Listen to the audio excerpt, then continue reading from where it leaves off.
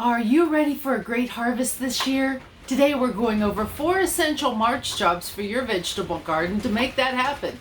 Let's get started. Welcome to the old Mayfield place. March is here and spring is just around the corner and it's about to get busy in the garden. The first thing you should do is to clean up your garden beds. Remove any weeds, dead leaves, or debris that has accumulated over the winter.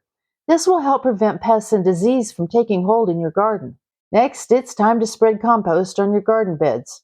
Compost is an excellent source of nutrients that plants need to grow. It also helps retain moisture in the soil, which is essential during the growing season. You can buy compost from a garden center or make your own. Spread at least 2 inches of compost on your garden bed and work it into the soil. March is also the perfect time to start your seedlings. You can start your seeds indoors using seed trays, or you can sow them directly into the garden bed. If you choose to start your seeds indoors, make sure that you have a good quality seed starting mix and keep the soil moist but not too wet.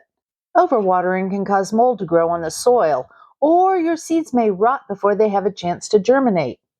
Place the seed trays in a sunny location or use a grow light if you don't have enough natural light. Now it's time to prune your fruit trees and shrubs. Pruning helps shape the plant, remove any dead or diseased branches, and promote new growth.